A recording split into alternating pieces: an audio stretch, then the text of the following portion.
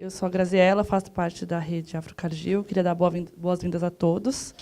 A gente espera que o evento seja muito produtivo para todos, que nos faça refletir como todos façam. Eu vou chamar a diretora do RH, Simone Baia, para fazer as apresentações iniciais. Obrigada. Obrigada, Grazi. Boa tarde a todos. Prazer estar aqui. A sala está quase cheia e temos várias conexões também, né, Vini? Quase mais de 250 conexões, e isso vai sempre aumentando, várias pessoas estão juntas ali. A gente tem tido uma participação muito legal no mês da diversidade de todos os nossos funcionários, muito, muito bom. Bom, relembrando um pouco, então, o tema, né, do mês da diversidade desse ano, a gente escolheu equilibrar para prosperar como tema, e a gente pegou emprestado a temática Balance for Better, que foi do Dia Internacional da Mulher, né, no mundo todo, e a gente gostou muito dessa balança e estamos usando, então, pegamos emprestados aí para trabalhar com o mês da diversidade. Esse é o terceiro ano que a gente teve 2 anos semana da diversidade, e esse ano a gente evoluiu para o mês da diversidade, para espaçar mais as atividades que a gente tem, e pelo jeito tem funcionado bem, porque a gente está sempre com a casa cheia aqui. Começando, né, como a gente começa todas as reuniões na Cargill falando um pouco de segurança, aqui a gente faz um link, né, com o tema de diversidade e inclusão, que tem a ver com a segurança emocional, né, que é o que a gente quer, que todas as pessoas se sintam bem, né, respeitadas e se sintam bem no ambiente de trabalho que a gente tem na Cargill. E a gente acredita que com a segurança emocional, psicológica, faz parte, a gente consegue pensar na segurança física, né? Isso a gente tem trabalhado bastante com esse conceito nas nossas fábricas, nas localidades também, para trazer o tema de diversidade, né, para a nossa realidade. Quando a gente fala de inclusão e diversidade na Cargill, isso está muito presente desde o Código de Ética, né? Nossos valores, de tratar as pessoas com respeito e dignidade, isso está presente há bastante tempo. Nos últimos anos, a gente tem falado mais e temos mais ações relacionadas à diversidade e inclusão. Aqui no Brasil, desde 2016, a gente tem o Comitê de Diversidade, né, que trata desses temas, e a todas as redes que a gente tem aqui no Brasil. E a gente tem aí algumas políticas que auxiliam também a criar um ambiente cada vez mais inclusivo, principalmente as políticas globais que foram lançadas nos últimos anos, que é de antidiscriminação e antiassédio. Em relação às redes, a gente tem 3 redes no Brasil, né, o MOB, que é Mulheres Operando no Brasil, Pride, que lida com a temática LGBTI+, e a Afrocargill, que é a grande organizadora do evento de hoje. Não podia deixar de falar, né, dessa foto maravilhosa do nosso time. Essa é a foto que saiu na revista Exame. No ano passado, a gente participou do Guia de Diversidade da revista Exame. Foi um guia com várias perguntas realizadas pelo Instituto Ethos. E aí, agora, esse ano, mês passado, saiu a revista com o guia, e a gente teve um grande destaque pelas nossas práticas, tudo que a gente tem feito de diversidade aqui na Cargill, com essa foto, né, da nossa equipe. E a gente ainda foi reconhecido também como a empresa mais inclusiva e diversa do agronegócio. Um grande feito aí para todos nós. Um reconhecimento também do trabalho que vem sendo feito.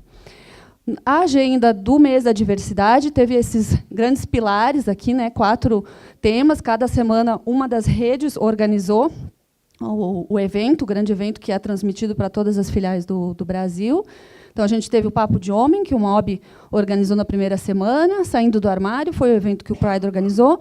Hoje, a gente está aqui com um evento de meritocracia no mundo do trabalho, organizado pela Afrocargill. E semana que vem, a gente encerra, em grande estilo, com o Voz Cargill, que também vai ser transmitido para todas as nossas localidades aqui em São Paulo, no Teatro Morumbi. Contamos com a presença de todos vocês lá também. Vai ser bem interessante uma discussão, né, um painel com vários representantes, tanto interno, Paulo e Prete vão estar lá, quanto convidados externos também, para falar da diversidade no agronegócio, saindo um pouquinho, né, da nossa realidade, que a gente já vem falando bastante, expandindo um pouco para o nosso setor e para a sociedade também. Esse foi o último evento que a gente teve, o evento do Pride, né, Saindo do Armário, que foi a primeira experiência que a gente teve transmitindo de uma outra localidade que não fosse São Paulo. A gente fez lá em Campinas e foi um sucesso. Todo o pessoal da CAN estava lá e curtiu bastante esse evento. E a gente teve mais de 1000 funcionários participando, assistindo a esse evento. Então, foi um grande feito. Além desses eventos, né, que são os pilares do mês da diversidade, a gente tem uma série de atividades que estão sendo realizadas nas plantas, nos escritórios, nos terminais, né, da Cargill. Então, cada localidade faz o que, né, consegue, em termos de agenda, para o seu evento. Então, a gente teve desde comunicados em libras, por exemplo, na fábrica de Goiânia, Miritituba e Ponta Grossa. Tivemos café da manhã especial, com brindes também em alguns eventos, em Ponta Grossa e Paranaguá.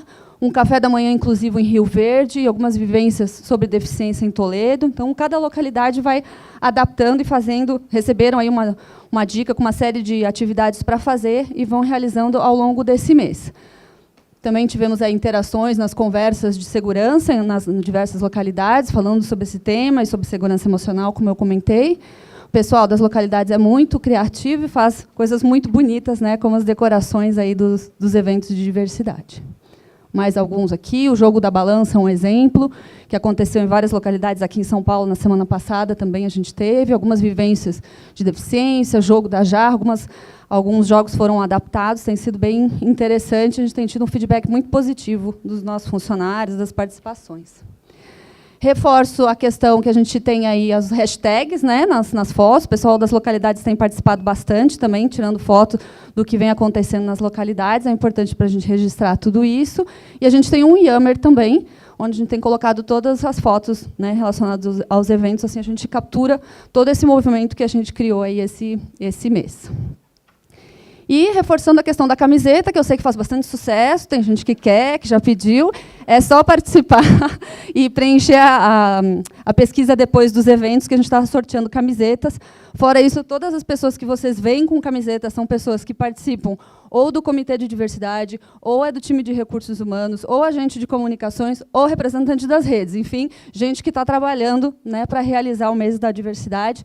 E já fica aí o meu agradecimento muito especial, que é um monte de gente, né, nesse Brasil afora, que está trabalhando com essa temática e fazendo as coisas acontecer, as atividades, as organizações, que não é fácil manter essa vibração aí por todo esse mês. Então, muito obrigada a todos que estão trabalhando ativamente aí no mês da diversidade. Com isso, agora eu vou chamar o Prete, né, o Prete é presidente da Cargill e ele é o sponsor da Afro Cargill. Boa tarde a todos, muito legal estar aqui com vocês.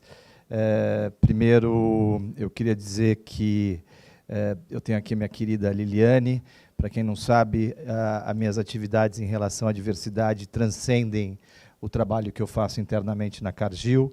É um tema que faz muito tempo que eu estou apaixonado e, junto com todo o time, acho que toda a Cargill, né, os 11 mil funcionários que a gente tem, a gente está fazendo muitos progressos, e eu e a Lili somos partes de um fórum muito interessante, que é um CEO Legacy, que foi criado pela Fundação Dom Cabral, e que reúne alguns dos principais CEOs do Brasil, e que discutem não só a diversidade, mas o legado que pessoas com uma senioridade importante dentro das empresas elas vão deixar para a sociedade.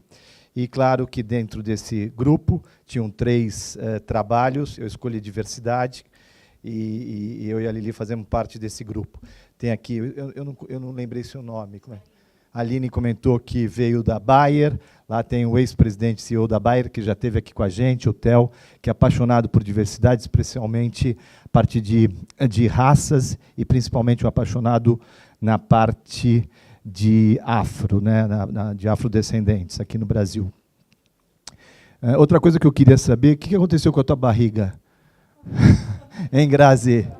Meu Deus, que louco, cara. Ou eu estou ficando velho, isso é uma constatação, mas é impressionante como a coisa vai rápida.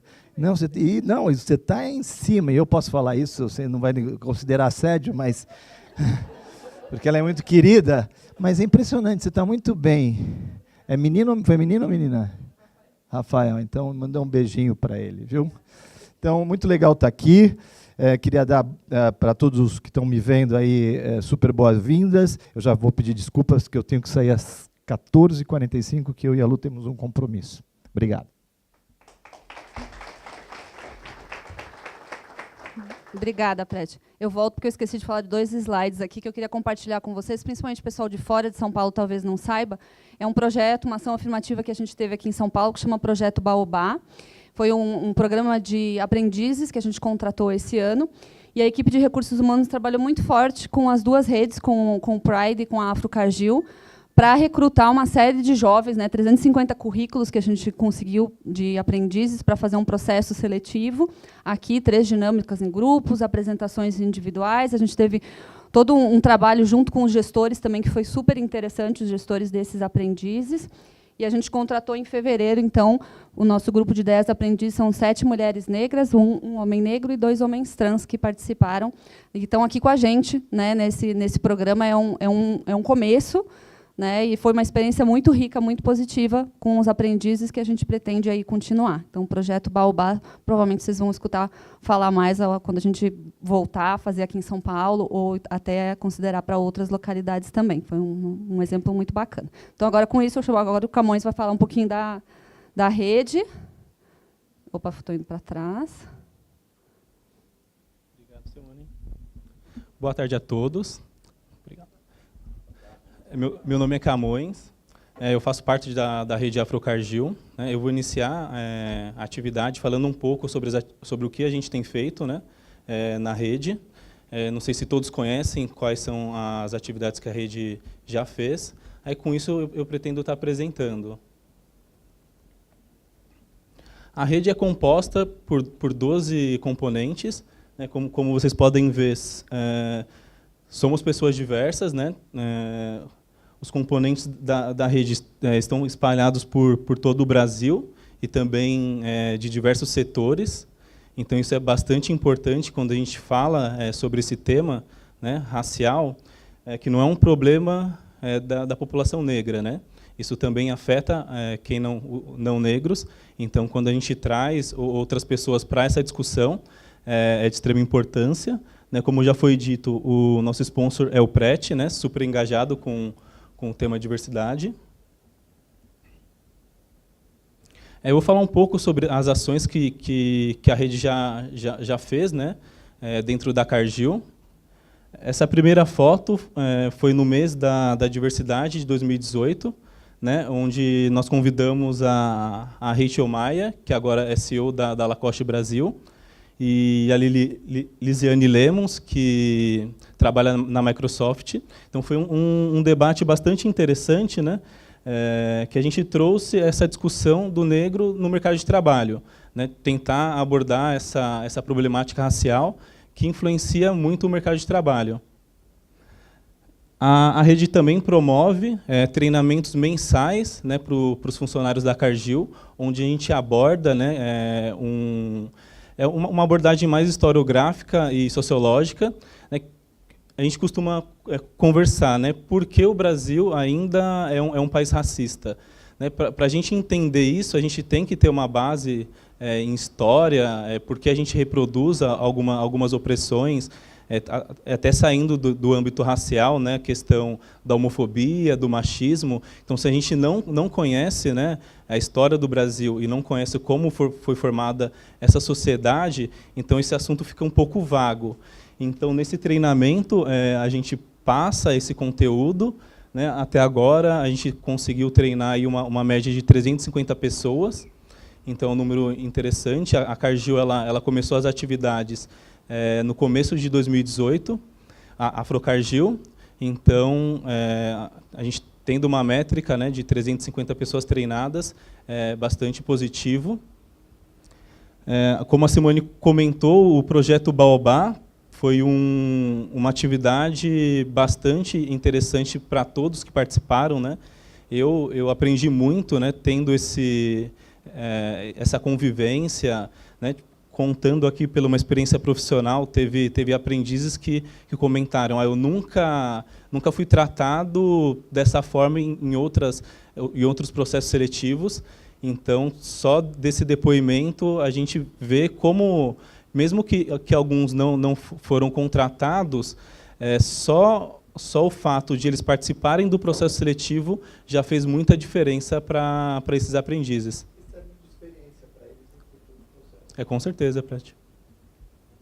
Também, como a Cargill já vem discutindo, né, sobre diversidade, essa atividade não foi em específico da rede, mas teve contribuição das redes, né, tanto o Pride quanto a Afrocargill, né, o Maurício de Souza, né, colocou a Milena, que é uma integrante negra, né, porque essa questão da representatividade é bastante importante para as crianças.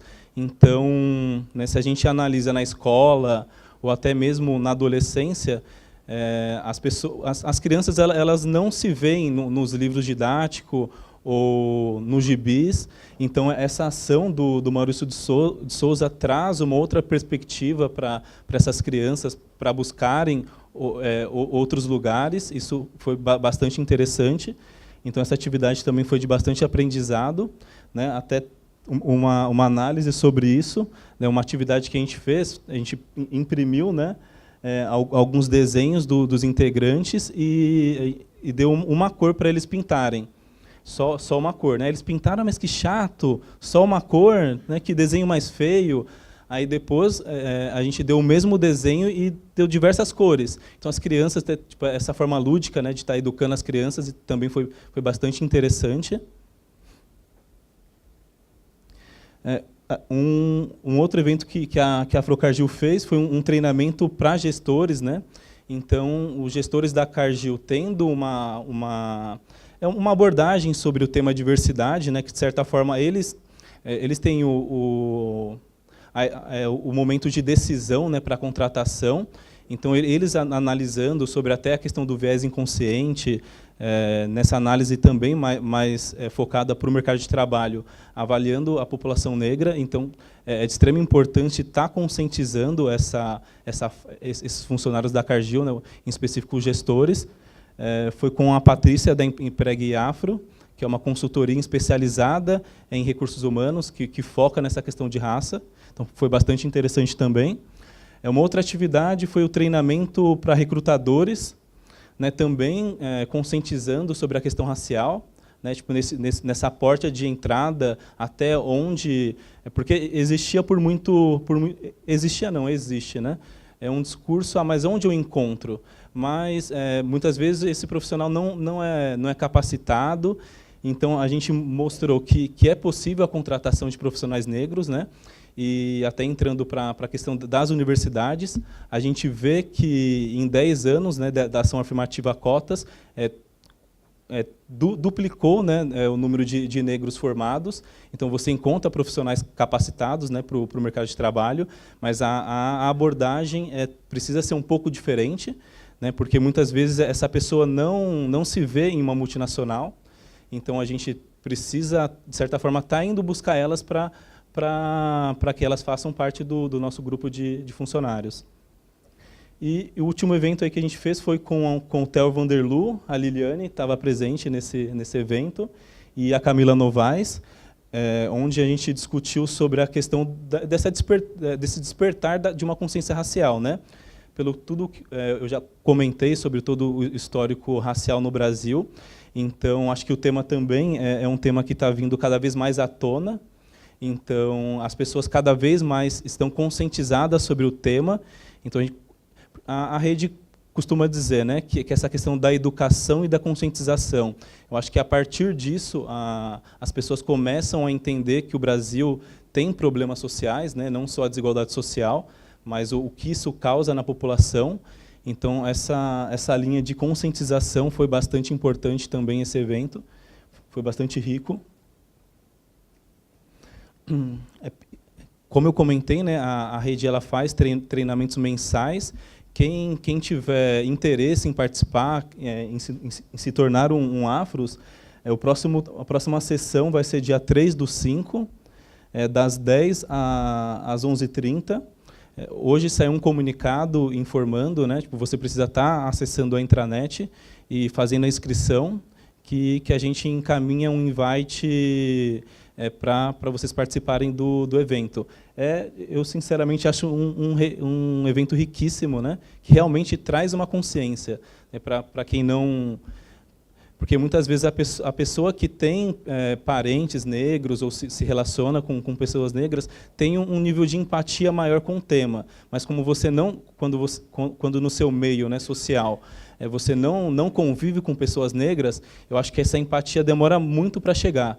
Então, esses treinamentos trazem essa conscientização mais rápido, né? Aí tem o e-mail da Afrocargill também, perguntas que vocês tiverem. A Cargill também tem o Yammer, que lá a gente tem discussões, a gente posta conteúdo sobre essa questão racial, que também é de bastante importância. Uma atividade para o mês da diversidade, a Afrocargill, né, vai estar sorteando alguns livros do Lázaro Ramos, Michelle Obama, Angela Davis, que a ideia é estar trazendo essa questão da representatividade, né, do profissional negro. Então, quando a gente fala sobre a literatura, né, muitas vezes a gente não, pelo menos, né, eu na faculdade, eu não me recordo de ter lido um autor negro. Então, isso é uma questão em todos os meios. Então, a gente quer trazer essa discussão também sobre representatividade intelectual na arte. Então, a atividade que a rede propõe é um sorteio de 10 livros que são de autores negros, né, para participar do sorteio. As pessoas precisam estar compartilhando sua história de vida, né, linkado com esse tema de meritocracia, né, e qual o sentido disso, né, porque a gente entende que nem todo mundo parte do mesmo lugar, né, que todo mundo teve as suas dificuldades na vida. Então, a gente gostaria também de escutar um pouco os funcionários, né, quais foram as suas lutas para estar chegando, né, para esse desenvolvimento profissional e social. Então, Sim. Eu li o livro da Michelle Obama, eu fiquei impressionadíssimo. Quem não leu, recomendo fortemente. Eu não li os outros, mas o dela é realmente impressionante. Ela aborda, desde o começo da infância dela, até quando ela estava saindo da Casa Branca, as dificuldades que ela teve como mulher e negra. E é um livro extremamente inspirador, e fez cada vez mais eu acreditar que, ao lado de um grande homem, que é o Barack Obama, sempre existe uma grande mulher. E olha, eu fiquei na dúvida quem era o grande nessa história, viu? Eu estou achando que era... Obrigado, Preti. Então, aí, já um incentivo para todo mundo participar, né? Quem sabe já ganha um livro aí da Michelle. Eu ainda não tive também ainda não tive a oportunidade de ler o livro dela, mas eu quero estar lendo. Aí o prazo de envio dessas histórias do Yammer é dia 29 do 4, então tá chegando aí para quem quer participar desse sorteio. Como a gente disse, né, a gente não quer criar separatismo, né? Então é que todos fazem parte, né? Todo mundo tem uma influência, né, africana e afro-brasileira para a construção do país. Então isso é interessante. Então não é nenhuma questão de separatismo. Todos, né, têm que ter a consciência sobre essa questão racial no Brasil. Todo mundo pode participar do sorteio. Agora, para finalizar, é uma atividade mais interativa que a gente vai fazer. A gente vai colocar uma pergunta em algum momento do evento, tá? Então preparem-se aí no site, tá? Aí, finalizando, convidar a Liliane, né? Maravilhosa Liliane, para dar início aí à atividade.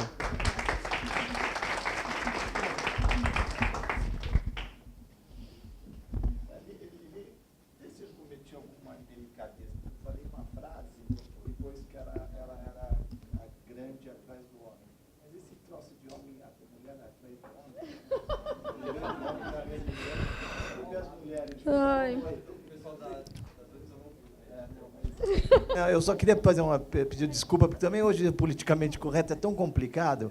Eu estava fazendo uma homenagem às mulheres, não quis dizer, porque atrás de um grande homem sempre...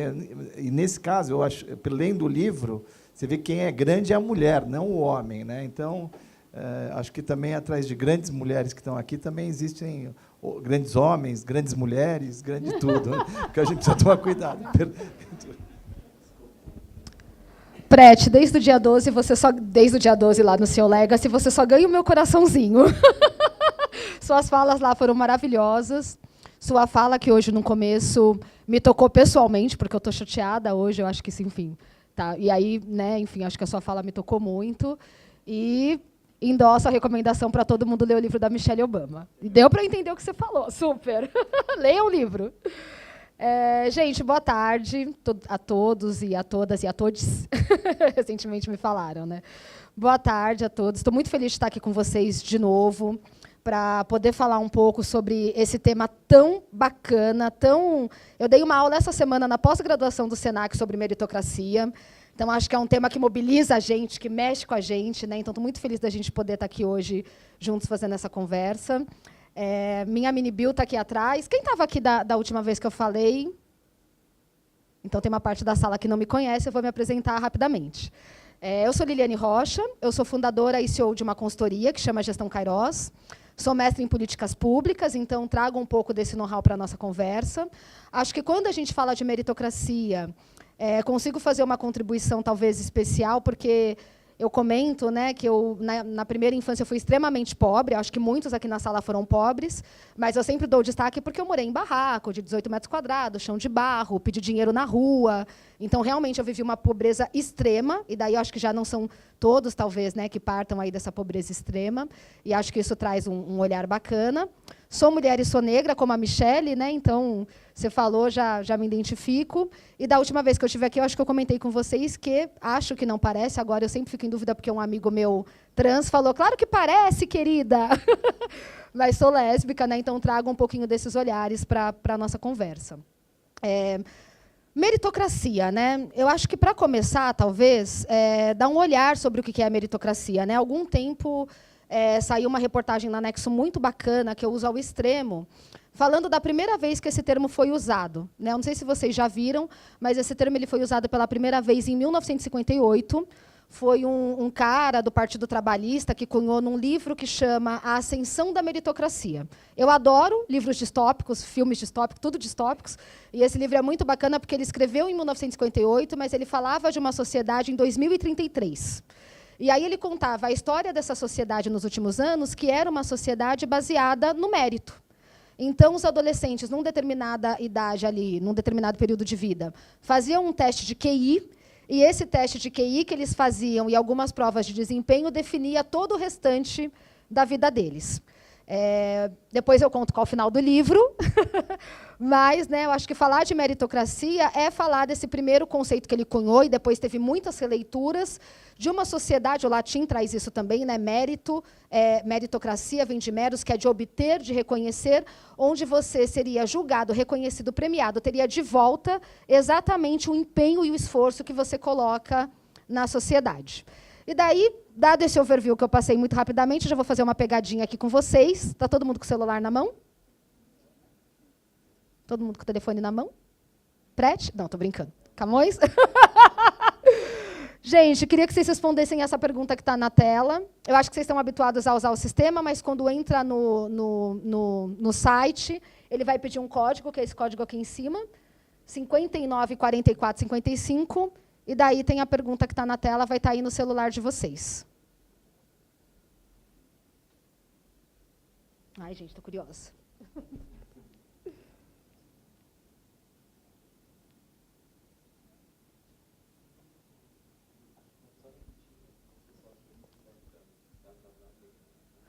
www.mente.com, código 594455. No começo estava mais equilibrado, ainda continua, né? Tá equilibrado. E aí você fala, Vini, quando você acha que deu aí da sua experiência. Todo mundo aí respondeu com a gente, quem está acompanhando, online, virtualmente. Deu? Tá indo? Tá bom. Tá bom, enquanto o pessoal está respondendo, eu já vou avisar que esse nosso bate-papo é um bate-papo interativo.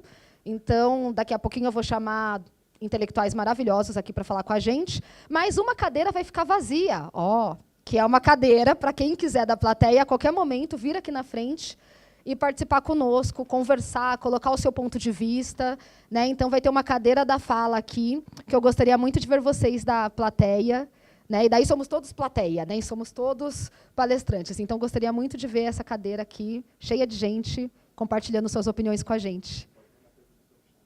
E pode mandar pergunta pelo chat também. O Camões, acho que é o cara das perguntas, ou Vini?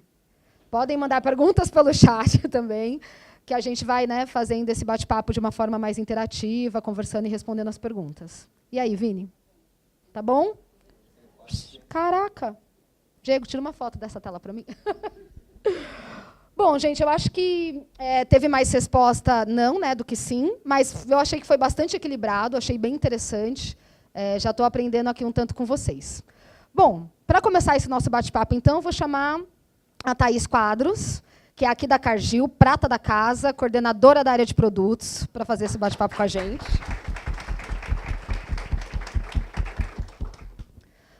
Vou chamar também o Jorge Costa, que é mestrando do IPEM USP, e faz MBA e faz licenciatura, um grandíssimo intelectual. O Éder chegou? Está a caminho. Tá bom, gente. Então, eu vou passar agora a fala para a gente conhecer um pouquinho mais a Thaís, conhecer um pouquinho mais o Jorge. Vou pedir para eles se apresentarem, falar um pouco da sua história de vida, da sua jornada profissional. Eu estava brincando com a Thaís antes da gente começar esse bate-papo, né? Uma intelectualidade negra. Né? Eu tenho aqui uma pós-doc, tenho aqui um cara que faz mestrado na USP, MBA na USP, licenciatura de matemática. Então, tudo ao mesmo tempo, gente, e toca num bar. Então, eu vou passar para eles se apresentarem um pouquinho, para vocês ficarem impressionados como eu fiquei. Boa tarde a todos. Eu estou muito feliz de estar aqui e poder contribuir um pouquinho com vocês. E, bom, contando um pouco da minha história, meu nome é Thaís, eu sou nascida na cidade de Maringá, no Paraná, minha família toda mora lá. Eu sou zootecnista. Eu tenho 33 anos e eu estava até comentando com a Liliane que eu sempre pensei em seguir carreira acadêmica, né? Então, pensando nisso, eu terminei a graduação e fui fazer pós-graduação em Jaboticabal, na Unesp. Então, eu fiz mestrado, fiz doutorado. Na época do doutorado, eu morei quase um ano nos Estados Unidos, né? O doutorado sanduíche, que a gente fala, porque faz um tempo no Brasil, um tempo lá, depois volta e termina no Brasil. E aí eu fui fazer o pós-doc pensando ainda em ser uma professora acadêmica, né? Era essa a minha vontade. Eu nunca tinha pensado em outra coisa a não ser isso, por isso que eu me dediquei tanto tempo. E eu só consegui me dedicar tanto tempo porque minha família é uma família pobre, mas que sempre trabalhou. Minha mãe é manicure, meu pai é policial civil, mas o foco sempre foi na educação, né? A única maneira com que a gente pensou em mudar de vida era pensando em educação. Então, minha mãe não mediu esforços, mesmo quando meu pai faleceu, eu tinha 5 anos, minha mãe nunca mediu esforços para que a gente continuasse estudando. Eu sou a segunda pessoa a ter curso superior na minha família inteira. Sou a única que tem doutorado, pós-doutorado, que tive a oportunidade de morar fora do país. E hoje, na Cargill, e eu gosto muito da empresa que eu trabalho, porque é uma empresa que abriu portas e abre portas para as pessoas que têm um currículo como o meu, que, no momento que eu decidi trabalhar em empresa, eu tive medo, porque quem vai contratar uma pessoa que estudou, só estudou? Quando eu pensei em trabalhar, eu tinha 30 anos, eu nunca tinha trabalhado na vida. E faz 1 ano e meio que eu estou na Cargill quase, e é uma empresa que valorizou isso. Hoje, no trabalho que eu desempenho, eu sou coordenadora de produtos, então eu uso muito do que eu aprendi na academia, mas ainda assim, comentando com a Liliane, quando eu terminei o pós-doc e fui tentar concurso, o que me fez desistir do concurso público para dar aula e vir para a iniciativa privada e vir para uma empresa era a vontade de aprender mais. Quando a gente faz mestrado, doutorado, pós-doutorado, a gente afunila muito o conhecimento. E, para mim, eu precisava de mais que aquilo. E hoje, na Cargill, eu consigo aprender ainda mais, eu tenho essa oportunidade, eu dou treinamento para as pessoas que trabalham comigo, eu desenvolvo materiais técnicos, eu trabalho com a parte comercial também, que eu me descobri, né? Então, esse é um pouquinho da minha história. Obrigada, Thaís. Jorge, passar para você agora falar um pouquinho sobre você para a gente. 1, 2. Boa tarde a todo mundo. Então, primeiramente, agradecer o convite que o Camões me fez, agradecer a todo mundo que está aqui, vocês, pelo discurso. Falar de onde eu vim, né? Então, Jorge nasceu ali no Jardim Gá, aqui pertinho do Capão Redondo, filho do seu Jorge, marceneiro, filho da dona Aparecida, dona de casa, né? Os dois não puderam estudar, não tiveram oportunidade de estudar, os dois estudaram até a 4ª série só, então eu sou a primeira pessoa da minha família a entrar numa universidade, né?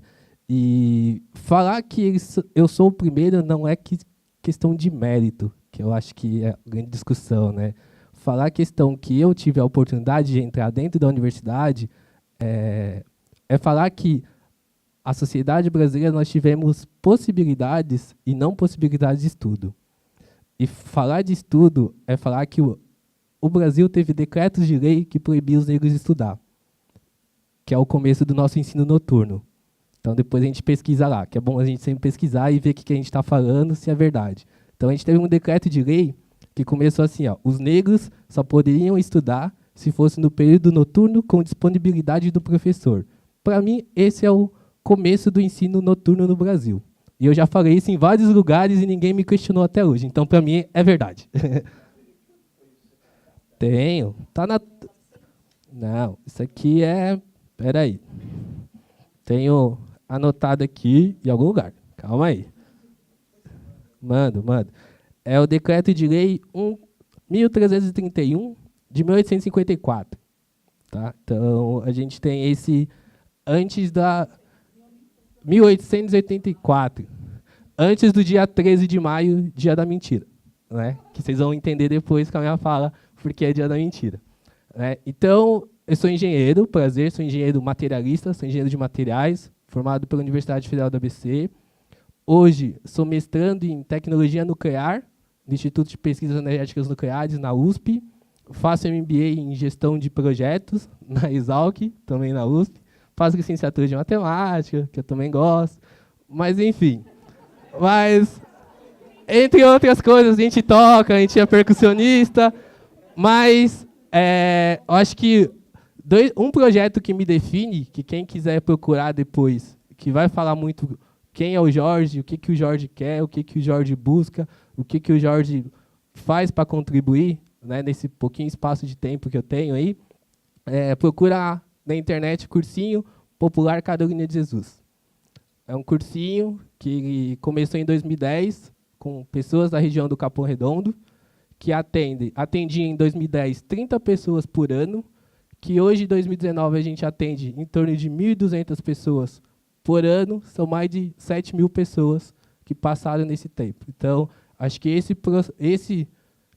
projeto ele fala muito do quem é o Jorge, o que o Jorge quer, o que o Jorge propõe, quais são as discussões, o que a gente faz assim para tentar modificar, quais são as discussões que a gente tenta fazer. Então, acho que para começar é isso, mas aí a gente abre para as outras discussões. Então, obrigado pelo convite e obrigado por escutarem, né? Porque a gente está num mundo assim muito difícil, que a gente para ouvir, não para escutar as pessoas, né? Então, sempre que tem pessoas dispostas em escutar, é um ambiente muito bacana. Então, obrigado. Então, seguimos aí.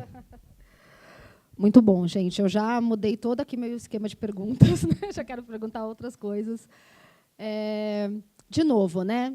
A gente fala que quando a gente fala de meritocracia, que a gente é reconhecido de acordo com o nosso QI e com o nosso esforço. Né? E daí eu tenho 2 profissionais negros aqui que eu considero altamente intelectualizados. Vocês sentem que, ao longo da jornada de vocês, né, para chegar onde vocês estão hoje, mestre MBA e pós-doc, né, vocês sentem que o QI, o esforço, foi a única métrica, de fato? Né, que foi um processo nessa linha da meritocracia, ou não? Que o esforço... Enfim, queria que vocês falassem sobre isso, que eu já vi a Thaís aqui gesticulando.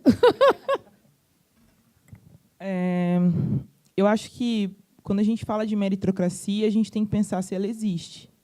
E, na minha visão, não existe. Eu só consegui fazer tudo o que eu fiz, e até os 30 anos nunca ter trabalhado, porque eu tive um apoio familiar, eu tive uma pensão do meu pai, que mesmo, né, morto, ele deixou isso para a gente. E é por isso que eu não acredito que é simplesmente você estudou, você conseguiu entrar numa universidade, até porque, para a gente conseguir entrar numa universidade pública hoje no Brasil, A gente tem que estudar em escola particular antes. E eu gostaria até de falar disso. Eu estudei em escola particular. Eu talvez seja a minoria, e isso me entristece muito. Eu sempre estudei em escola particular. Então, eu passei no primeiro vestibular em universidade pública. E então eu não tenho amigos negros, porque eu não convivi com negros. Os únicos negros que eu convivi eram os negros da minha casa. Então, durante o ensino fundamental, eu não tive negros na minha sala de aula. No ensino médio, também não tinha negros. Na universidade, talvez 3. Na zootecnia, talvez 3. No mestrado, talvez eu e mais 1. No doutorado, nenhum. E no pós-doc, nenhum. Então, pensando nisso, eu acho que a resposta é não. Meritocracia não existe. Não é só pelo mérito. A gente tem que ter um apoio familiar, uma história, uma referência. É isso que a gente precisa. Eu me preparei para vir aqui conversar com vocês, porque eu sou exceção e eu tinha que ter um embasamento histórico e para falar um pouco para vocês sobre isso. E eu comecei a ler o livro do Lázaro Ramos e ouvi também a Alexandra Lores para vir aqui, para falar, para ter conteúdo, para pensar sobre isso. E no livro se fala uma coisa muito óbvia, para a gente que é negro, é muito óbvio.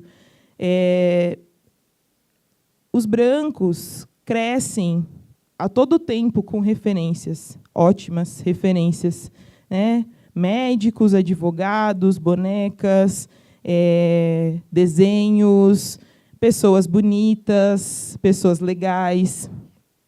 E isso falta para a gente. Uma fala do Lázaro Ramos é que ele se nega a fazer papéis que ele tem que segurar uma arma, porque isso é muito comum. Quem é que vai segurar a arma num filme? Vai ser um negro. Então, a gente tem que pensar nisso. A resposta para tudo isso é que não. Meritocracia não existe, talvez seja utópico, e a meritocracia não te leva sozinha ela a lugares que a gente sonha estar, que é ter um bom emprego, ter uma boa... comer bem, viver bem, viajar, enfim. É isso. Muito bom. Jorge? Está pensando, Jorge? Mudou a fala, mas... muita informação. Mas eu acho que quando a gente está falando de mérito, voltando à questão da filosofia, acho que muita gente não sabe, mas uma das primeiras pessoas em falar de mérito é o Aristóteles, século IV a.C., E ele já falava de meritocracia, numa sociedade estamental, que tinha status, que tinha classes de grupos de pessoas, E ele falava de meritocracia para pessoas livres. Pessoas livres, leiam, não negros, que negros eram escravos, Então, a gente faz pior do que Aristóteles, porque a gente tem uma sociedade que não é igualitária e a gente fala de meritocracia. A gente fala de mesmas oportunidades. Vou falar um pouco porque eu fui para engenharia, porque era o meu questionamento no terceiro ano de engenharia. Estudar numa universidade federal, ser o único negro na sala, nunca ter um professor negro, nem uma professora negra, nunca ler um livro de autor ou autora negra. Essa é a minha história. Essa foi a minha história e esse era o meu questionamento. O que eu fui fazer em engenharia? Por quê? Não tinha ninguém ali parecido comigo. E aí eu lembrei da minha infância. E lembrei da escola. Porque a minha infância foi... Meu pai era aposentado por invalidez, E salário muito pequeno de aposentadoria, meu pai tinha o quê? Uma marcenaria. E minha infância foi na marcenaria. Foi pegar lá... Que eu ficava, louco. Eu via lá... monte de madeira, comprensado, fórmula, prego, martelo, esquadro, uma coisa que não tinha nada a ver. Depois de uma semana trabalhando ali, virar um armário embutido. Eu falei, nossa, meu pai é um gênio. Nossa, como assim? E aí via minha mãe, que cozinhava para 4 pessoas, que era eu, meu pai, minha mãe e minha irmã, de repente vinha meus primos em casa, e aí ia para a cozinha, cozinhava para 15, 20 pessoas. Eu falava assim, gente, como assim? Isso é matemática. Ela não foi para a escola. Né? Isso é raciocínio lógico. E aí, ao mesmo tempo que minha mãe e meu pai tinham esses exemplos dentro de casa, eu ia para a escola. Né? Eu não lembro do meu ensino fundamental, 1 e 2 eu não lembro. Tipo, eu vou para o psicólogo, faço terapia, né? Mó tempo já. Eu não lembro do meu ensino fundamental, né? Das coisas que aconteceram. Eu lembro de assuntos específicos. Então, fundamental, na escola, eu odiava aula de história. Nossa, eu odiava aula de história. Por quê? Porque ou era escravo ou era folclore. Isso fez um mal para mim. Isso é uma das questões que eu não lembro do ensino fundamental, das coisas que eu tive na escola. Isso fez um mal para mim que não tem noção. Então, ou era escravo ou era folclore, Saci Pererê. Né? E aí, o que acontece? Ensino médio, você vira o quê? Aborrecente, né? Que não fala. Vira revolts. O que eu fiz? Não entrava em aula de história. Meu ensino médio foi sem entrar em aula de história. Eu não entrava. Né? E aí foi nessas questões loucas da minha vida que eu achei porque eu fui fazer engenharia. Porque ao mesmo tempo que a escola me empurrou para algum lugar que não seja curso de humanidades, eu tive referências em casa, né, que indiretamente me levaram para o curso de exatos. Então, por isso que eu fui fazer engenharia, que eu faço matemática, enfim, outras coisas. Mas para a gente ver que ações que parecem que são pontuais, que são pequenas, elas interferem numa cadeia, na vida de várias pessoas, que muitas vezes a gente não sabe o que é. Então, acho que falar de mérito depois disso, né? O que é o mérito? Temos aqui nossa primeira participação, Graça. Eu queria que vocês falassem um pouquinho, como, na visão de vocês, como vocês acham que a meritocracia contribui para a desigualdade no Brasil. Legal. E daí eu vou aproveitar a pergunta e vou fazer um gancho aqui de algumas reflexões, né, que eu queria colocar, até aproveitando um pouco o gancho do Jorge também, que falou de história. Né? Quem estava comigo na última fala já está com esses dados frescos. Né? Mas, para quem não estava, só para a gente checar aqui. Né? Quanto tempo de abolição da escravatura a gente tem no Brasil? Quem estava comigo não vale. Renata? Não, estou brincando, tem uma amiga ali. 130 anos, gente. 130 anos. Posso causar um pouquinho aqui? Não, deixa eu só complementar. Aí você... 130 anos, né, de abolição. Para 388 anos de escravidão no Brasil. Lembrando que a escravidão foi um sistema social, político, econômico, que vigorou no nosso país, onde o negro era tido como um produto, né, não ganhava salário, não estudava, não tinha acesso a esferas sociais. Eu costumo comentar, né, a gente fica muito horrorizado com o Holocausto. O Holocausto foi considerado um crime contra a humanidade, contra a história da humanidade pela ONU, e a gente sabe disso. Né? A escravidão aqui no Brasil também foi considerada um crime contra a humanidade. Né? Naquele contexto ali de abolição, a gente costuma falar, né, hoje a gente ainda está num dia de escravidão. Amanhã foi a abolição. E aí eu tenho até brincado. Não é que aconteceu de um dia para o outro. Políticas incríveis de educação, inserção, saúde, trabalho. Não. Né? Não aconteceu esse processo de inserção. E esse processo ele gera alguns legados na nossa sociedade hoje. Né? Então, eu sempre brinco, assim, quer dizer, essa sala é um legado? É um legado. Né? A gente conta os negros na mão. Né? Se não considerar nós três que estamos aqui para falar, quem se autodeclara negro, levanta a mão, por favor. 4, né? E são os aprendizes do Projeto Baobá. Né? É um legado. Quando a gente olha para a violência, né, 75% dos homicídios de jovens do país, 75% são negros. Do total de 16 milhões de brasileiros na extrema pobreza, 65% são negros. Quando a gente olha as 500 maiores empresas brasileiras, em cargos de liderança, só 4,7% são negros. Só 5% do Congresso é composto por negros. Nesse cenário, né, como que a gente fala, nesse cenário de extremas desigualdades, como falar de meritocracia no Brasil, gente? Vou jogar aí para o Jorge e para a Thaís. Tá, eu vou causar um pouquinho, tá? Então, rapidinho. Vou roubar aqui.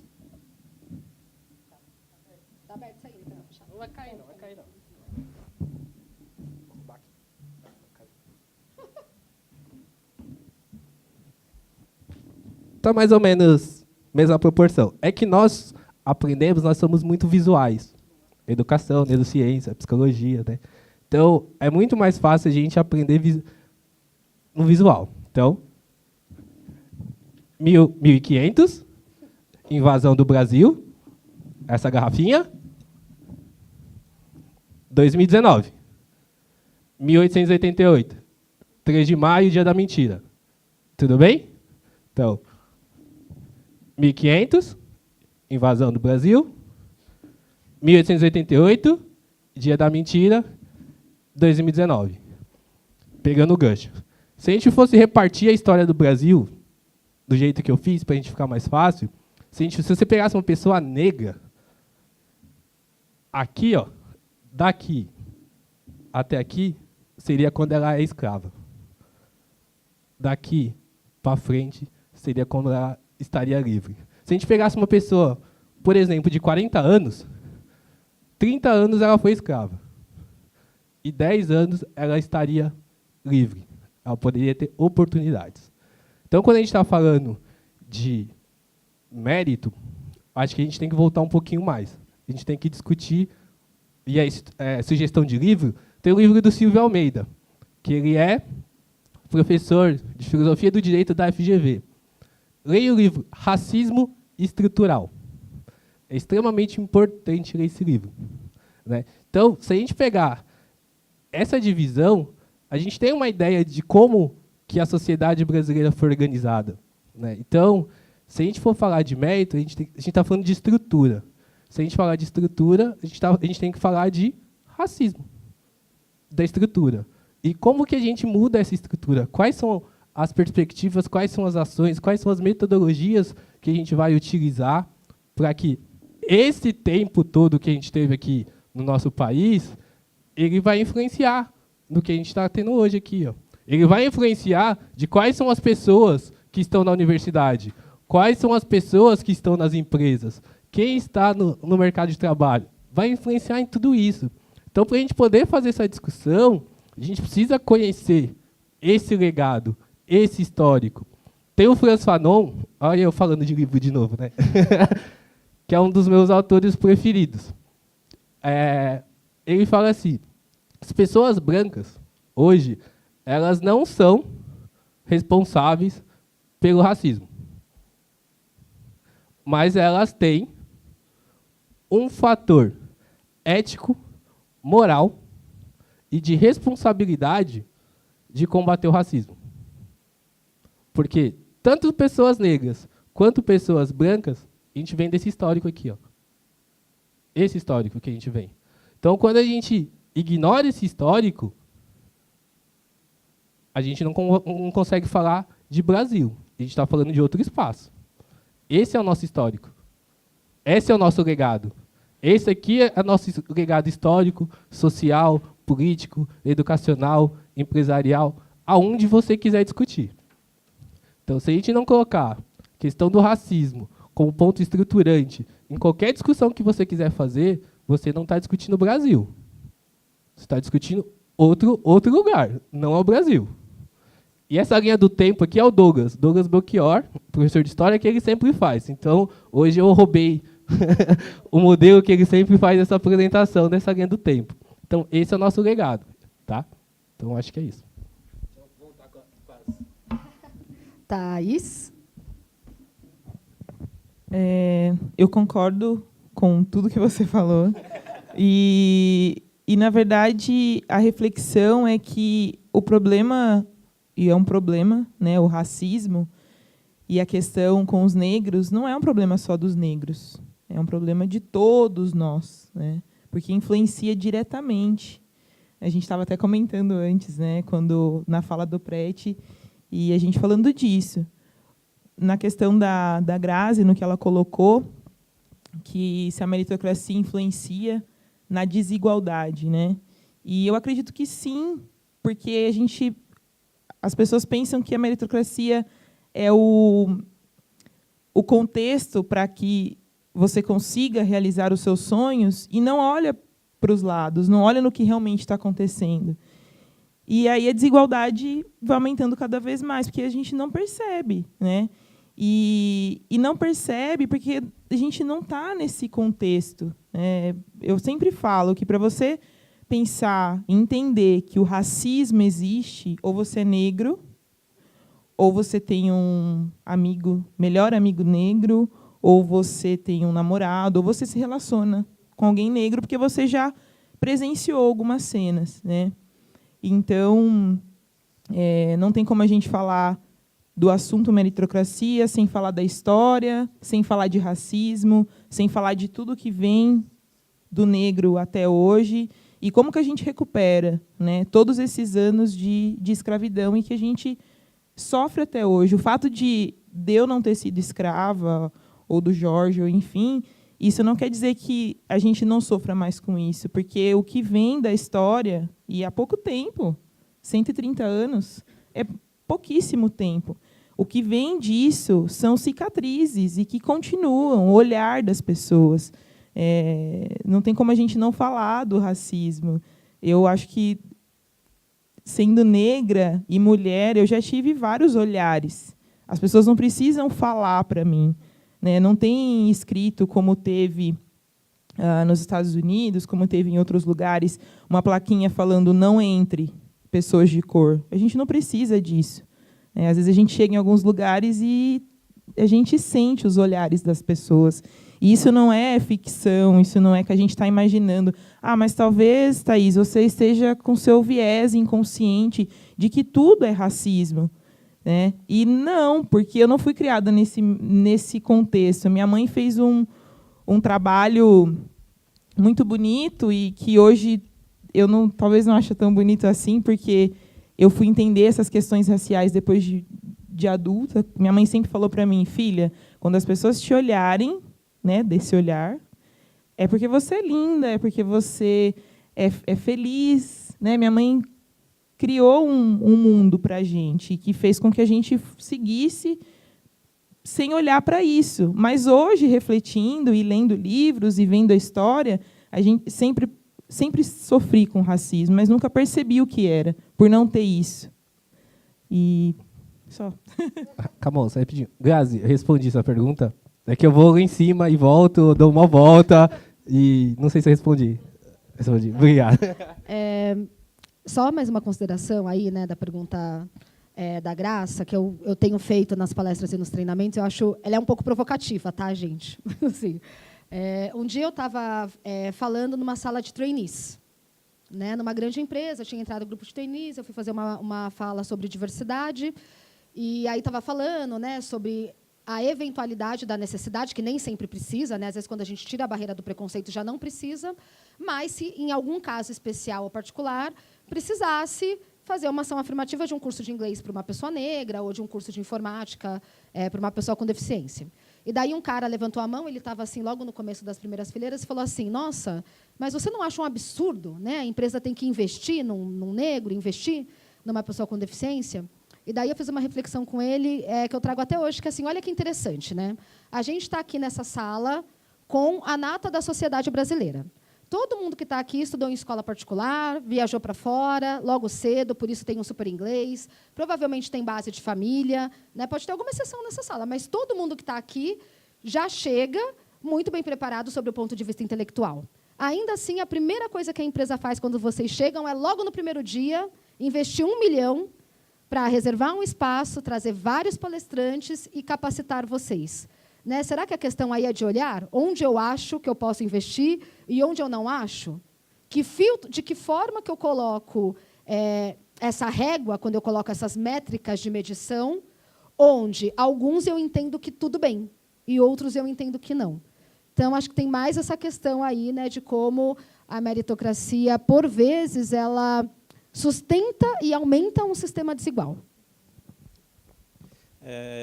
Dando jus à cadeira vazia, né, chegou uma pergunta aqui no chat, vou ler para vocês. Se a meritocracia fosse adotada pela sociedade, dentro de escolas, empresas, lugares no convívio social em geral. As ações, realizações das pessoas para com elas mesmas seriam de formas adversas ou igualitárias? Será que tudo seria diferente para melhor ou para pior, com todas as pessoas? Qual a sua opinião de como se tratar desse assunto de forma assertiva? Eu queria responder. Tá? É, tipo, resolver o problema da sociedade. Entendi.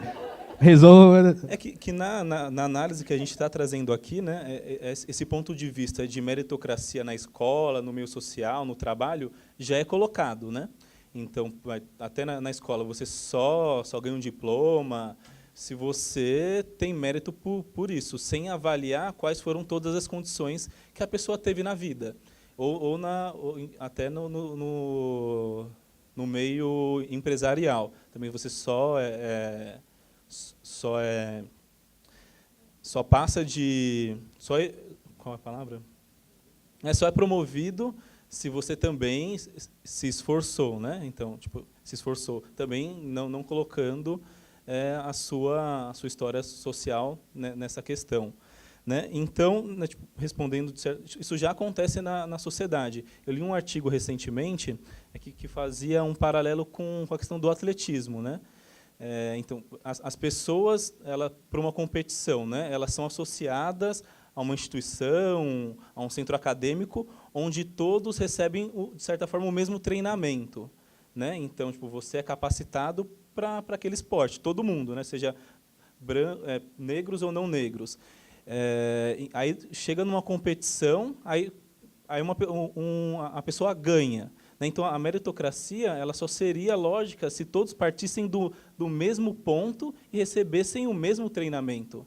Então, fazendo esse paralelo com a questão do esporte. Então, se todo mundo fosse colocado numa instituição, né, recebesse a mesma educação, recebessem mesmas questões técnicas, aí coloca para competir. Né? Aí a meritocracia faria sentido. Mas, a partir do momento, fazendo o mesmo paralelo, aí eu tenho uma pessoa, né, que é o histórico do Brasil. Né? Tem pessoas que não têm acesso ao saneamento básico, não têm acesso à saúde, não têm acesso à educação, e tem pessoas que têm acesso a isso. Aí coloca a pessoa que não tem acesso a essas questões básicas com a pessoa que tem acesso. Como que compete assim?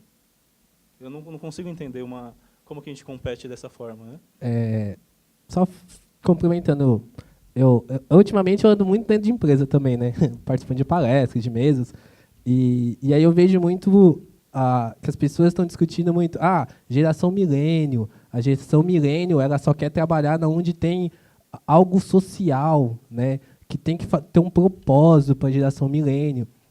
E aí é uma provocação para vocês também, lembra que eu falei que eu ia virar a pessoa que ia perguntar para vocês?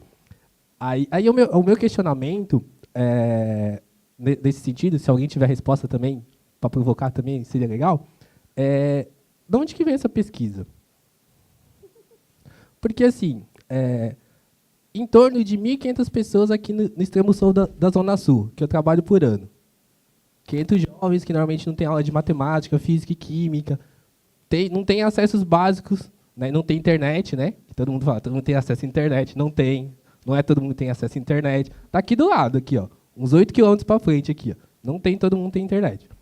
E aí também tem outro trabalho que eu conheço lá no extremo sul da Zona Leste, que também tem mais 2, 3 mil pessoas que a galera atende lá.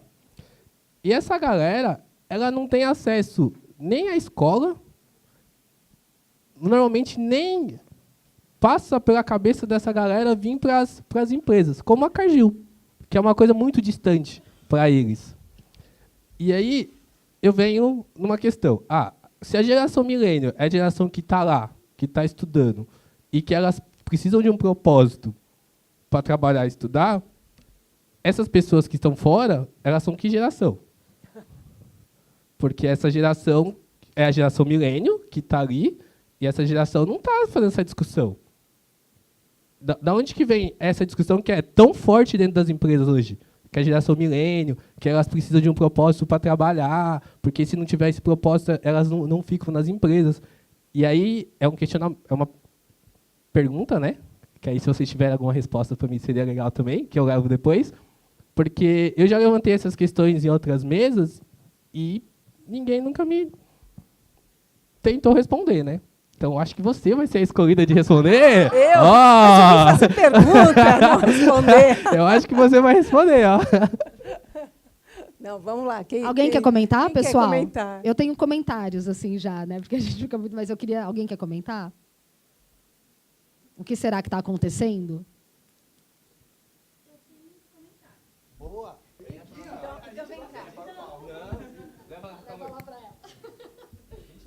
Vem me fazer companhia aqui.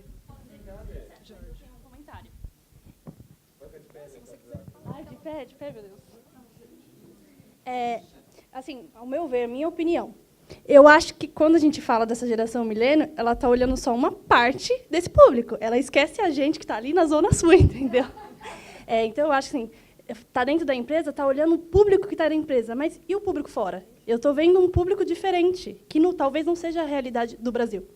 Então, eu meio que acho que seja isso. Mais uma pessoa lá atrás à direita. Acho que se eu puder complementar o que ela falou, essas pessoas elas estão sendo completamente ignoradas. Então, elas não são vistas assim de nenhuma forma.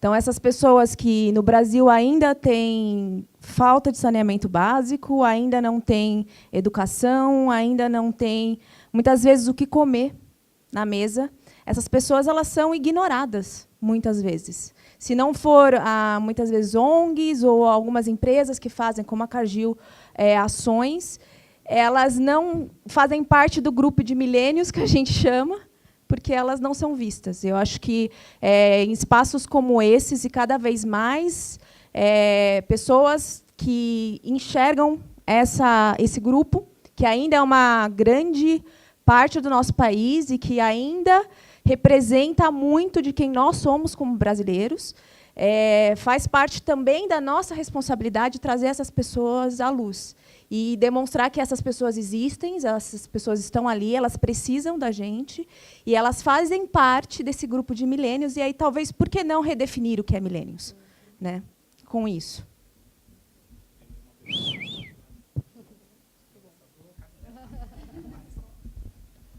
Pergunta rendeu, né? Desculpa. Eu acredito que o mesmo grupo que fala isso é o grupo que traz aquela pergunta não, mas aquela triste fala de que essa é a geração mimimi e que essa é a geração que coloca problema em tudo. Eu acredito que vai no mesmo grupo, vai na mesma nata, será se eu posso falar assim. E é muito complicado, porque a gente fala aqui sobre negros, a gente fala aqui sobre homofobia, a gente fala aqui sobre vários temas, e que, quando chega lá fora, muitas vezes, a gente esconde a bolsa porque tem um negro atrás de mim. Então, assim, é muito complicado. É muito complicado você colocar esse tema dentro da empresa, e quando você sair lá fora, não é assim que você se porta, sabe? Então, não, eu sou contra a homofobia. Tem um casal se beijando ali, eles são gays. Opa, eu vou virar e eu vou... que feio, isso... Então, é muito difícil. Eu acredito que vem do mesmo grupo. Do mesmo grupo que fala que é mimimi, que é frescura, que é coisa de jovem, e de outras várias frases que eu já ouvi. Não, estou super representada na fala das três.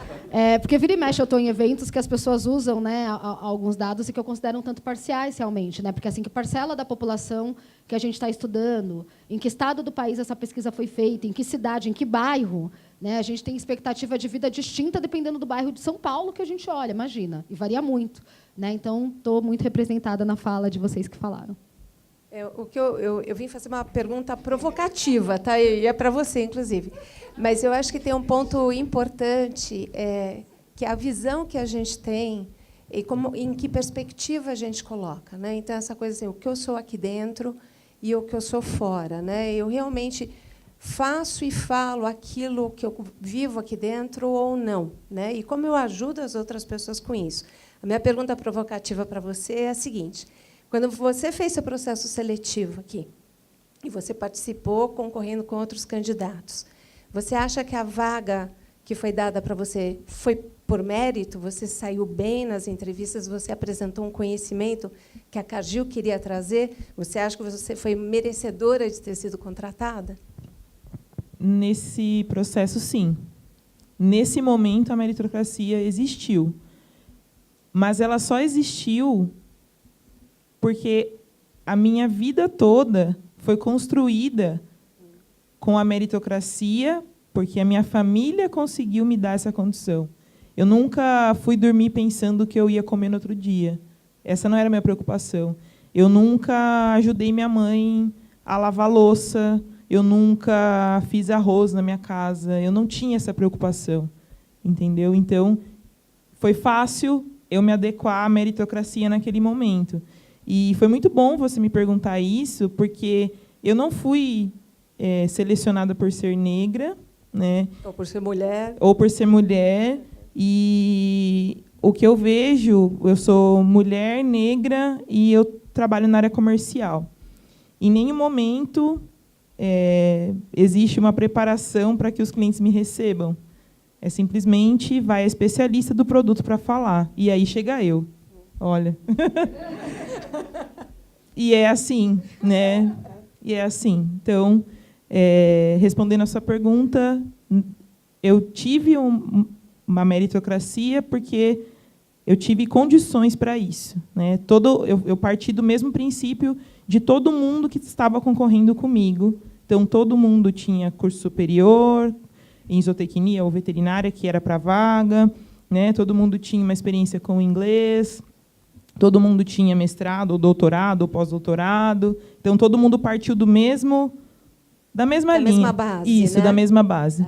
Então, eu fiz a pergunta provocativa justamente por isso. Camões deu o exemplo do atleta, né?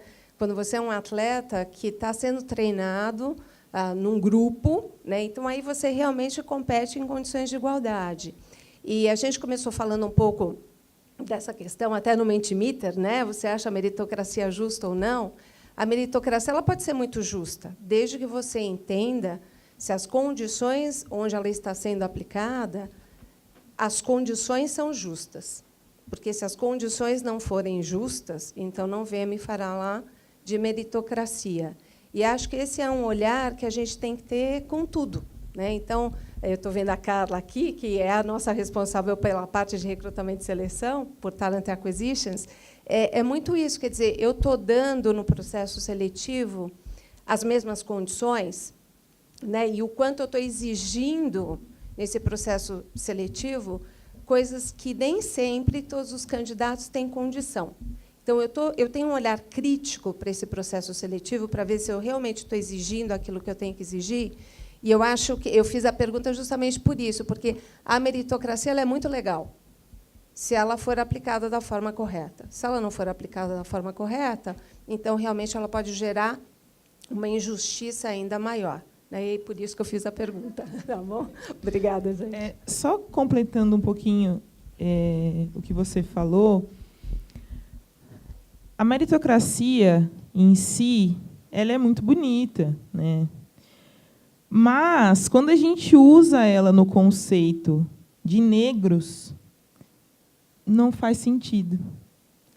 E eu acho que é por isso que tem essa discrepância, essa diferença, esse raciocínio. Não é perfeita a sua fala, né? A meritocracia é bonita quando usada corretamente. Mas, quando a gente olha para o contexto de negros, não tem como colocar ela, encaixar ela nesse momento. E eu falo porque eu sou, infelizmente, eu sou exceção. Eu não, como eu disse, na minha história e na minha família, o contexto que a gente vive. Então, é nesse sentido. Sento aí ou sento aqui? Aqui a gente prefere, se você vier aqui. A conversa é boa. Thaís, é a primeira vez que eu me encontro com você. Interessante. 1 ano e meio que você está aqui e nós nunca nos conhecemos. Ainda a meritocracia. Quando a gente vê a meritocracia, eu concordo com tudo que foi falado. Eu sou inserida em uma família que tem negros, em todos os cantos. Então, eu vivo essa realidade. Todos, talvez, como minoria. como você está falando. Eu concordo plenamente também. Mas, quando você olha a meritocracia e tenta aplicá-la, e aí eu volto para a Carla, que nós temos um processo de currículos às cegas, a meritocracia vale a pena, não vale? Porque quando eu tenho um currículo onde eu não vejo o candidato, onde eu não sei se o candidato é homem e mulher, se é negro ou se é japonês, e eu tenho que escolher qual é o melhor, a meritocracia não vale, porque eu estou tentando ver os dois lados. Eu concordo plenamente. Meritocracia, quando começa sem a mesma base, ela é injusta. Mas a meritocracia, no seu conceito, ela não valeria quando eu vou neste processo?